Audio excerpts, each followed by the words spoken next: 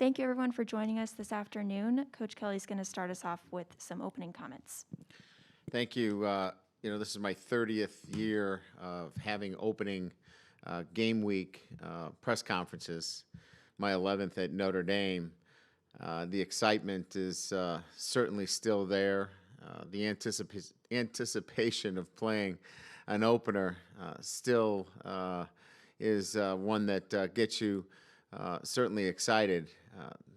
There are some differences certainly about this opener and the challenges of getting to this point, but we are here and certainly excited about the opportunity to play this Saturday at Notre Dame Stadium against a really well-coached and sound, fundamentally football team in Duke, led by Coach Cutcliffe, who I have a great deal of respect for as a person, as a man, and certainly as an established head football coach. We're going to play a team that, first and foremost, we know that they've handled this pandemic extremely well because they're, so similar in terms of the kind of players that they have at Duke, disciplined, organized, committed with a purpose to being great student athletes. So we understand that, and so our preparation needed to be, at that level as well. If you look at this football team, 7 starters on both sides of the ball. Defensively, I think arguably, could be one of the best defensive backfields, best tandem of corners maybe that we could see all year, and certainly off the edge. You may not find as good a pass rushing combinations that we're going to see with this group. So very dynamic off the edge, as I mentioned. Corners that can be extremely disruptive. And then an offense that's, again, very creative. They've run everything from no back to wishbone. So you've got to be, in an opener, prepared for virtually everything. And again, with Coach Cutcliffe calling the offense, we know how accomplished he is as a play caller and managing games. So we've got our hands full in terms of making sure that we have answers to a number of different potential issues on Saturday. As it relates to their offense in terms of personnel, I think we all know that Coach announced Chase Bryce as their starter, and doesn't come to us as a big surprise, although, we saw Chris last year play against us, and he's a fine athlete. But, Chase obviously has got a lot of snaps, was instrumental in the big win at Clemson a few years back, and when they lost Trevor Lawrence and getting the victory over Syracuse. So very good player. Really like their backs. I think they, possess some great depth with Jackson and Durant in particular. These are really good backs with escapability, the ability to make big plays. I think the guy that concerns us certainly is Phil Yard-Johnson. His speed on the perimeter in the slot, Gray is outstanding, one of their leading receivers. But the tight end, obviously, is a guy they're going to get the football to, especially, when you don't have a spring ball and you have a truncated kind of preseason like most of us have. You're going to find that tight end. So they've got a great one in Gray, and we're going to have to pay attention to them.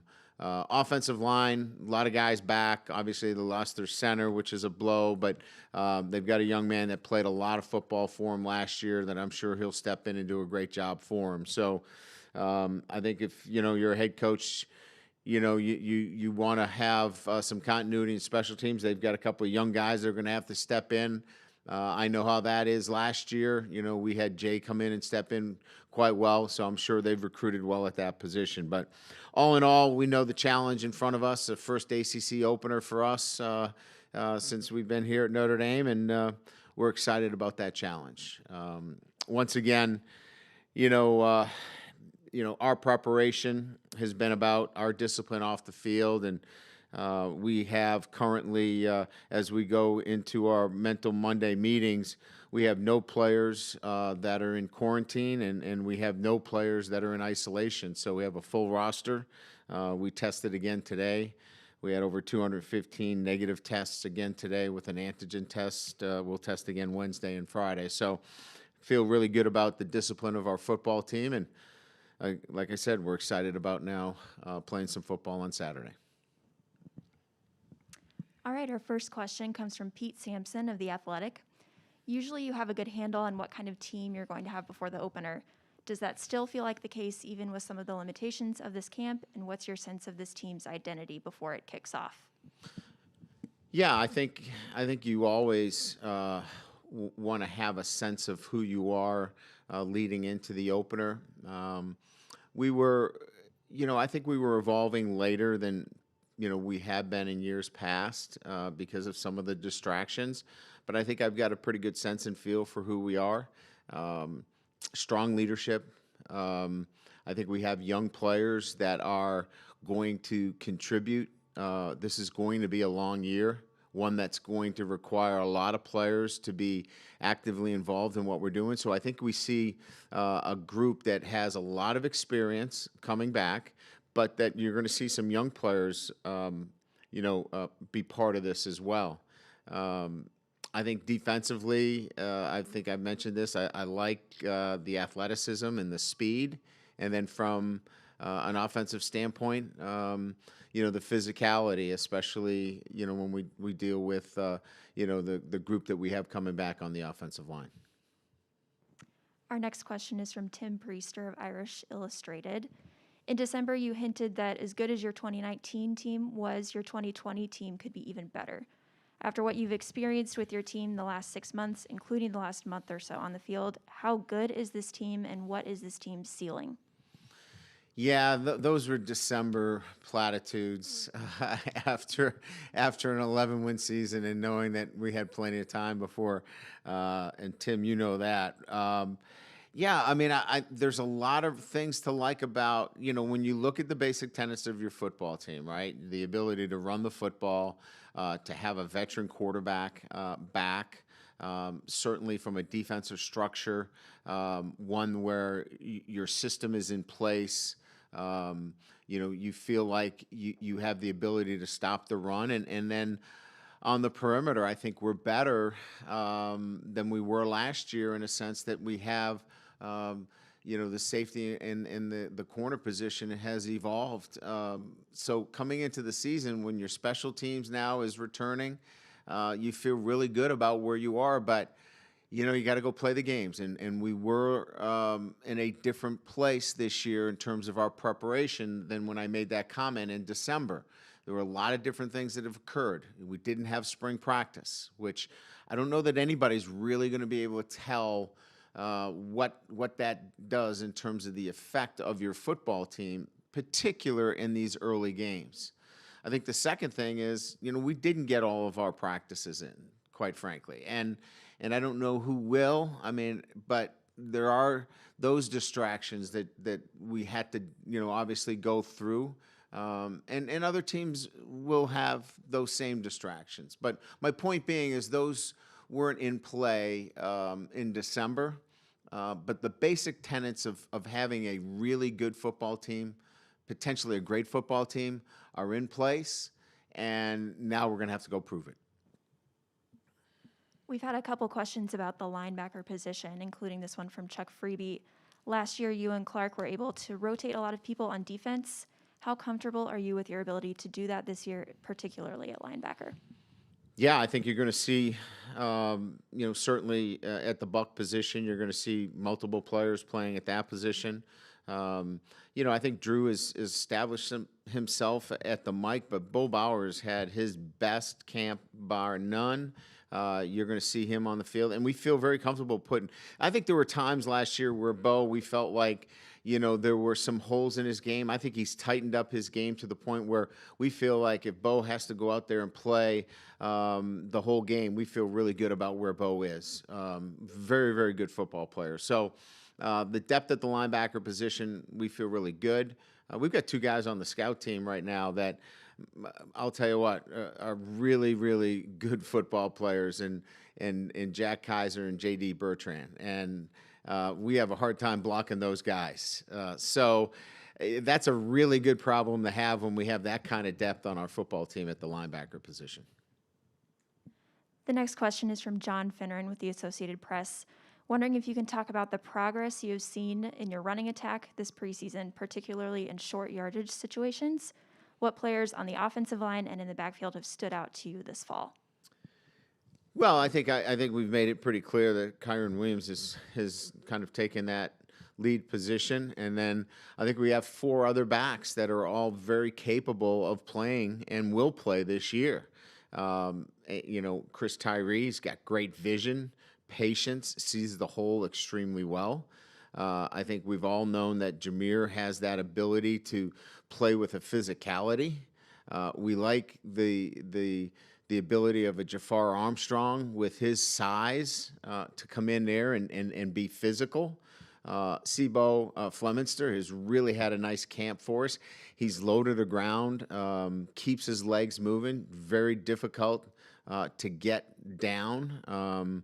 Another really good football player for us that, he's done really good things. So, when you talk about Jameer and you talk about Tyree and Sibo and Jafar, that's 5 backs. I don't know that I've ever been blessed to have that kind of depth at the position.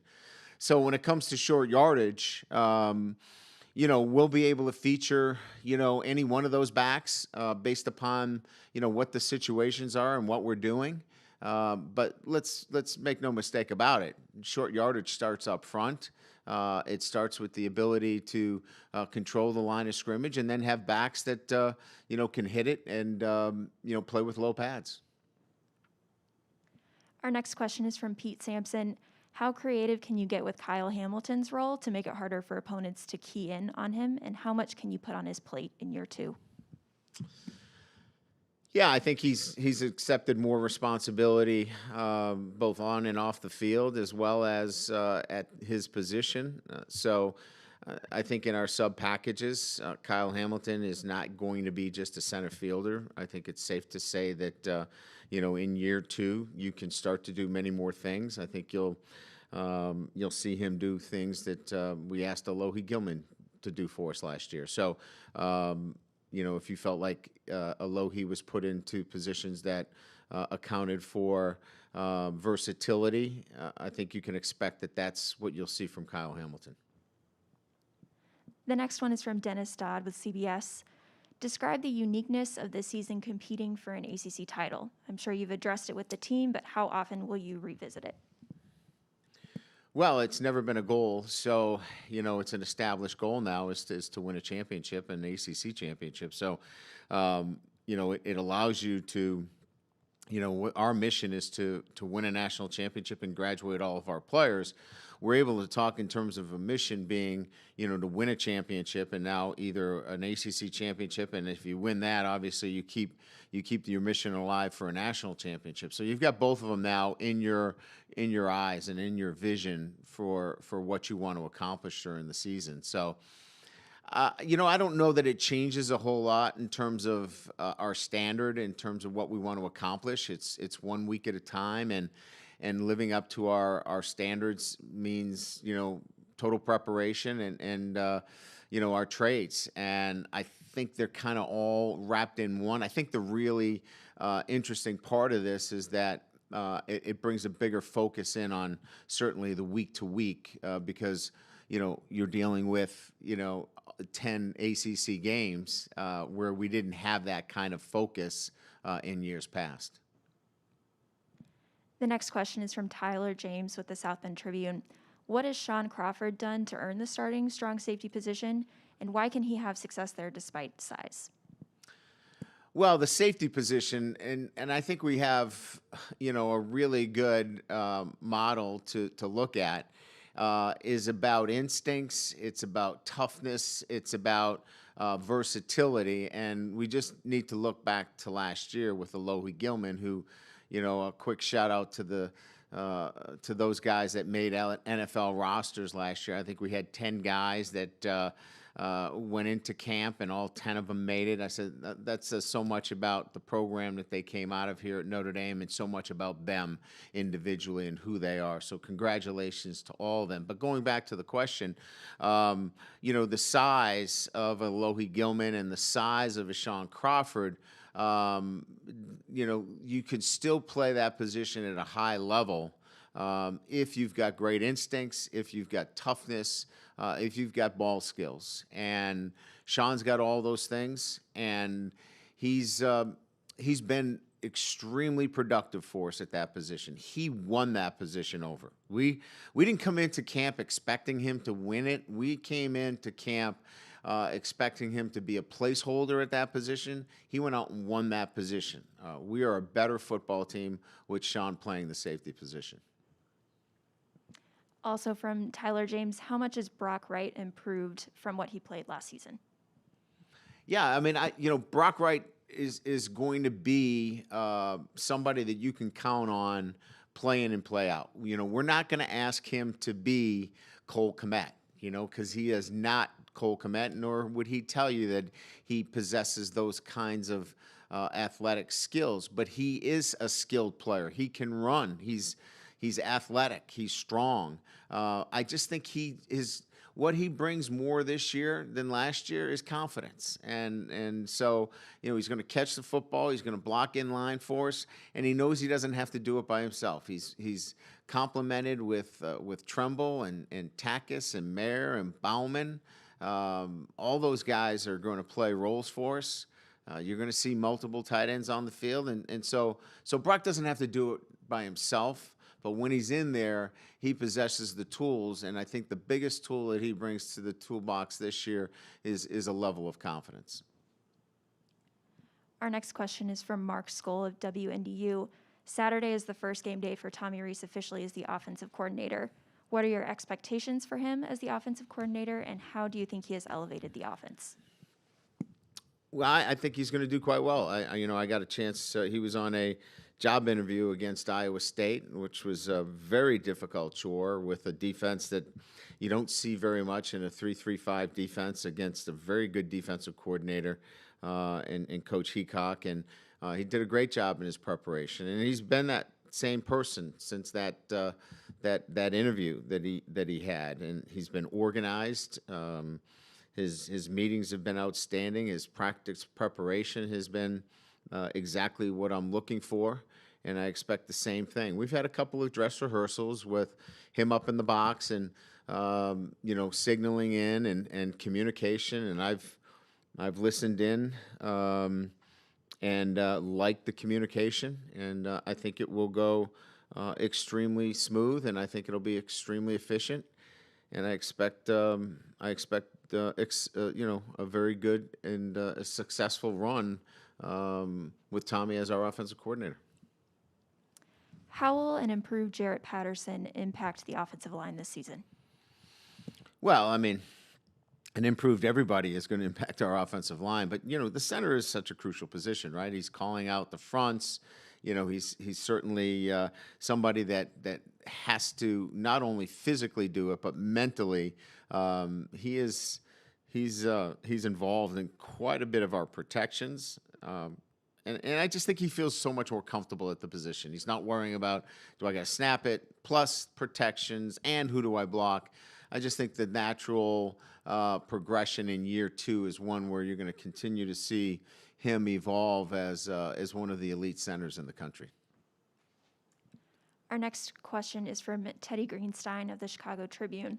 What has Ben Skoranek shown you since joining the program, both as a player and personality-wise? Yeah, this is a good question. First of all, he impressed us in terms of his work ethic.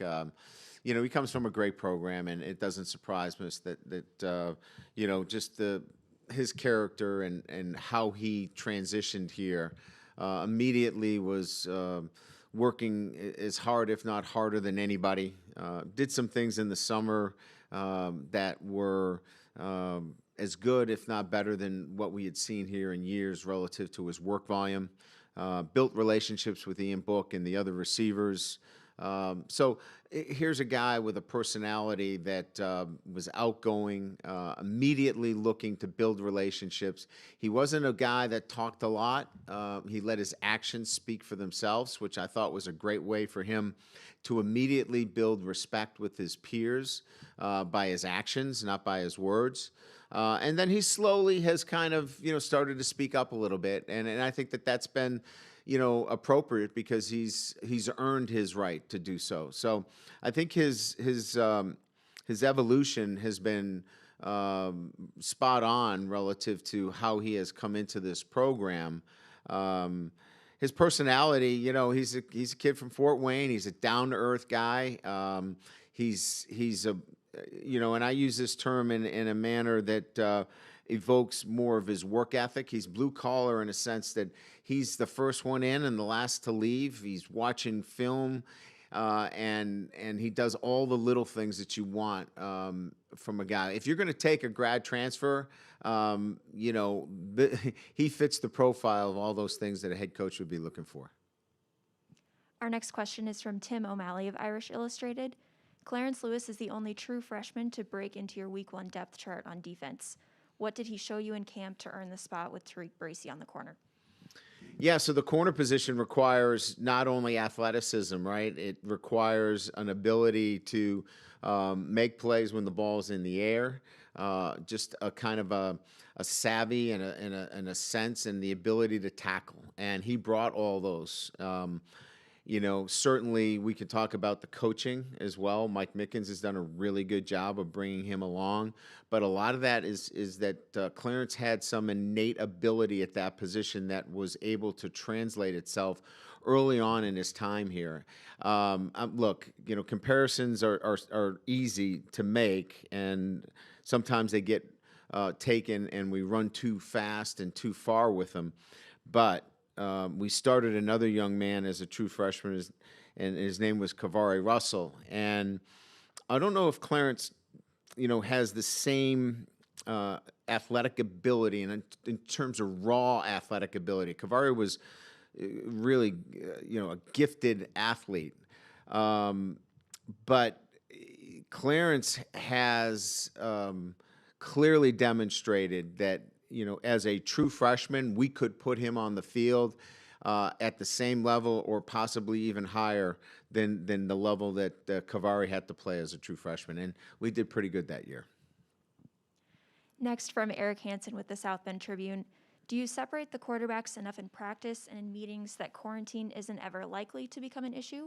Or do you have people like Avery Davis or Kendall Abdul-Rahman ready in the wings just in case?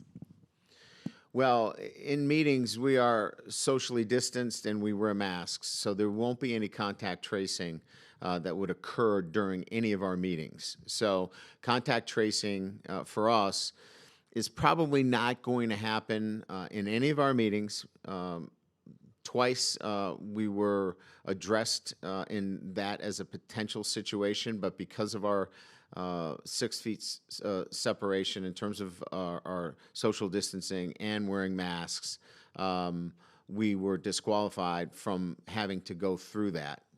So I applaud our coaches for their discipline and our players for that. And secondly, on the field, quite difficult for a quarterback to be caught into on the field contact tracing. They're not that close relative to contact. They're not having contact with each other, physical contact that would rule them out. So it would be roommate situations that would get them into that. So long answer to your question, Eric, would be we're not concerned about it. We have Ian in a very different situation where he is by himself. So we keep him under wraps, and we will continue to do that throughout the season. We've had a few follow-ups about what the buck rotation will look like with Shane Simon and Maris Leofow. Could you elaborate on that? Well, I think if you read on the chart, it's an or situation. So both of them are prepared and ready to play. Clark will make the decision as to who runs out there with the starting group. But both of them have had, great camps, and both of them are prepared and ready to play a lot of football for us. Next one from John Finneran with the Associated Press. As you said, short yardage situation and success starts up front. How important is it to have the line core back from last season and injury-free, and what players could also play a role on the offensive line in blocking as tight ends? Yeah, John, as I mentioned, I think that, as a group of five, this group has done great work. They've been consistent. They've been together. They do virtually everything together and as a group. I really like where they are. They know their job and what's expected of them on a day-to-day basis. They've taken a lot of reps together. They haven't missed any time. Knock on wood, we hope that continues. Answering your question, I think there's great continuity up front. You're looking at Zeke Correll, you're looking at Josh Lugg, you're looking at Gibbons has come along nicely. Those are your first three guys that kind of pop in, and then maybe you move some guys around if you need to. Patterson can move over to another position. Banks can move over to another position. So I think we got some pretty good flexibility there. As it relates to the tight ends, as I said earlier, we'll play them all, and they're all very capable of helping us. And not one of them has an apparent weakness other than maybe the freshmen are still learning some of the specifics in the playbook, but they're all physical guys that can play in line and all very capable of catching the football down the field. So I think it's going to be more about, player and play. And that's going to be the fit more in third down than the play, if you will. So we're going to set up, our short yardage is going to be a lot about the players that are in the game that are going to match the play in those short yardage situations. Next from George Bashura with Shakedown the Thunder. Now that it's game week, talk about the composure of this team as they enter week one. Well, I don't think you can go through what we've gone through without some composure. You can get rattled easily and rattled when, there's a positive test, or rattled, with the media, information that comes out relative to either school closing or football shutting down, or, the troubles that we're having in our country. It's easy to get rattled and lose your focus and get distracted. And this group has done an incredible job of managing that. And look, it doesn't mean that they're immune to what's going on around them. They're tuned into it, but they've done a really good job of parking a lot of that. And when it's time to get to the football field, by and large, they've done a great job. And what I mean by that is that they've left that behind, and they've really focused and put a lot of time on honing their craft. And that requires maturity, and that requires great leadership, and it requires guys that have a championship mindset and are building that. And so quite proud of what our guys have been able to accomplish up to this point. Now we've got to be able to put that together and go from a practice mindset into a game mindset, because that's going to be different. We're going to go into a stadium that is unlike any other stadium that we've been in before. Certainly we'll have some fans in it, but it's going to be a lot like what we've seen on TV, whether it be, in the bubble with the NBA or the NHL. Your sideline's going to have to create a lot of that energy. You're going to have to create a lot of that energy. You're going to have to get into the right zone individually in finding your zone. So still a lot of work ahead of us to show that composure and show that kind of maturity when we get to game day, but that's the next challenge for this team. And we'll wrap it up with a recruiting question from Pete Sampson. How would you evaluate your recruiting department's work over the summer and its ability to make some gains during the summer and fall dead period? Yeah, I'm really pleased with an all-in approach that our recruiting office has had. And when I say all-in approach, having to take on different roles in what they were, hired for.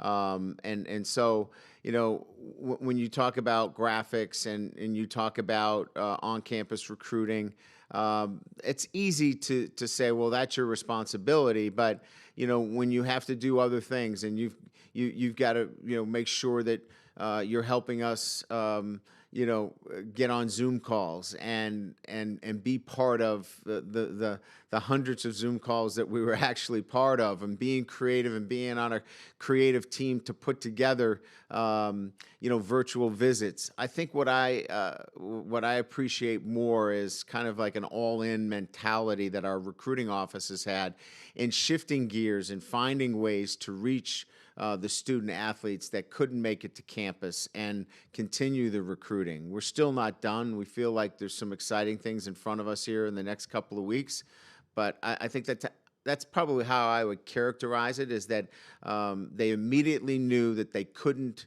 operate as a business as usual kind of mantra, and that they had to pivot and look at ways to reinvent themselves during this time. I thought they've done a very good job. All right, Coach, thank you very much for your time. Thank you.